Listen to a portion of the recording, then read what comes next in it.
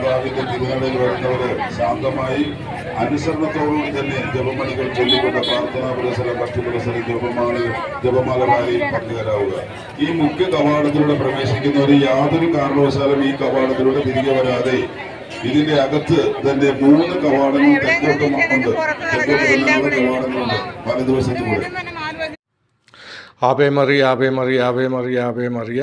ഇപ്പോൾ നിങ്ങൾ കാണുന്നത് കൃപാസനം പള്ളിയുടെ മുന്നിലുള്ള ആ ഒരു തിരക്കാണ് നിങ്ങൾ കാണുന്നത്. കൃപാസനത്തിലെ കാര്യങ്ങൾക്ക് ഇപ്പം നിങ്ങൾ കാണുന്നത് റാലിയിൽ വന്ന മഹാറാലിയിൽ വന്നവരുടെ ഒരു സമയത്തെ അല്ലെങ്കിൽ തന്നെ കൃപാസനത്തിൽ നമ്മൾ എപ്പോൾ ചെന്നാലും ഇത് കണക്കുള്ള തിരക്കാണ് നമുക്കവിടെ കാണുവാൻ കഴിയുന്നത്.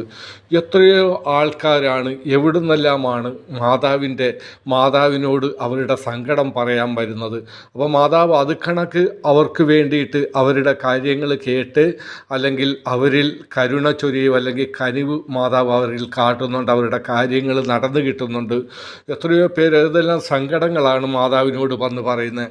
അതെല്ലാം കൃപാസനത്തിൽ മാതാവ് അവർക്ക് സാധിച്ചു കൊടുക്കുന്നുണ്ട്. ഞാൻ എൻ്റെ വീഡിയോ ഈ യൂട്യൂബിലൊക്കെ ഇട്ടിട്ടുണ്ട്. എങ്ങനെ നമുക്ക് കാൻഡിൽ പ്രയർ ചെയ്യാം, കാൻഡിൽ പ്രയർ റിക്വസ്റ്റ് ചെയ്യാം, അല്ലെങ്കിൽ ഉടമ്പടി ചെയ്യാമെന്നൊക്കെ. അതൊക്കെ ഓരോ ദിവസവും എത്രയോ പേരാണ് കണ്ടുകൊണ്ടിരിക്കുന്നത്. അതിൽ നിന്ന് നമ്മൾ മനസ്സിലാക്കുന്നത് ആ മാതാവ് പ്രത്യക്ഷപ്പെട്ട കൃപാസനത്തിലെ ആ ഒരു അനുഗ്രഹം നമുക്ക് കിട്ടണമെങ്കിൽ നമ്മൾ തീർച്ചയായിട്ടും മാതാവിനോട് നമ്മൾ അനുകമ്പപ്പെട്ടിരിക്കണം. മാതാവിനോട് നമ്മൾ ചേർന്നിരിക്കണം. ആ ഉടമ്പടിയുടെ കാര്യങ്ങൾ നമ്മൾ നന്നായി നടത്തിയിരിക്കണം. ഉടമ്പടിയിൽ പറയുന്നത് പോലെ അപ്പോൾ ഇത്രയും വലിയ അനുഗ്രഹങ്ങൾ ഉള്ളത് കൊണ്ടാണ് ഈ ആൾക്കാരെല്ലാം വന്ന് കൃപാസനത്തിൽ മാതാവിൻ്റെ മുന്നിൽ വന്ന് മുട്ടിപ്പായിട്ട് പ്രാർത്ഥിക്കുന്നത്. നിങ്ങൾ പോയിട്ടില്ലെങ്കിൽ ഇനിയെങ്കിലും കൃപാസനത്തിൽ പോയി നിങ്ങൾ മാതാവിനെ കണ്ട് നിങ്ങളുടെ സങ്കടങ്ങൾ പറയണം. എത്ര വലിയ കേസുകളാണെങ്കിലും ഏതെല്ലാം ഒരിക്കലും കെട്ടഴിയാത്ത, അതായത് കുരുക്കഴിക്കുന്ന മാതാവെന്നാണ് പറയുന്നത്. ഒരിക്കലും നമുക്ക് നടന്നു കിട്ടത്തില്ലെന്നുള്ള നമ്മൾ വിചാരിക്കുന്ന കാര്യങ്ങൾ പോലും മാതാവ് നമുക്ക് നടത്തിത്തരും. എനിക്ക് കിട്ടിയിരിക്കുന്ന അനുഗ്രഹങ്ങളുടെ വെളിച്ചത്തിലാണ് ഞാൻ നിങ്ങളോടിത് പറയുന്നത്. അതുകൊണ്ട് നിങ്ങൾ മാതാവിൽ ശ്രദ്ധ ചെലുത്തുകയും നിങ്ങൾ കൃപാസനത്തിൽ പോവുകയും ഈ ഉടമ്പടി എടുക്കുകയും, അല്ലെങ്കിൽ നിങ്ങൾക്ക് പെട്ടെന്ന് എന്തെങ്കിലും ഒരു പ്രശ്നം വരികയാണെങ്കിൽ കാൻഡിൽ പ്രയർ റിക്വസ്റ്റ് ഇടുകയും ഒക്കെ ചെയ്യണം.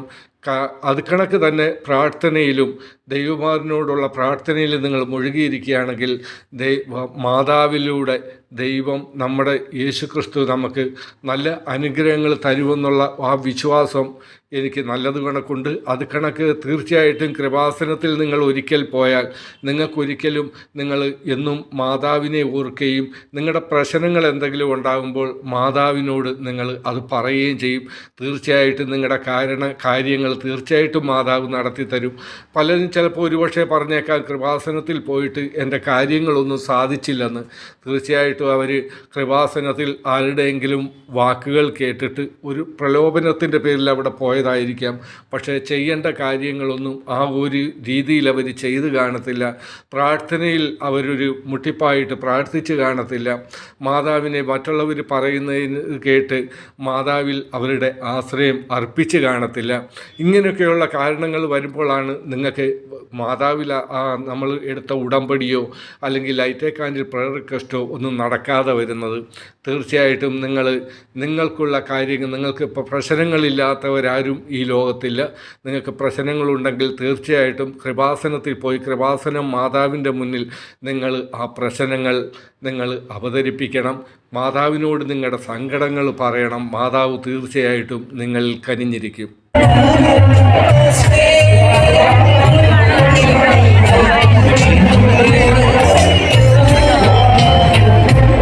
Oh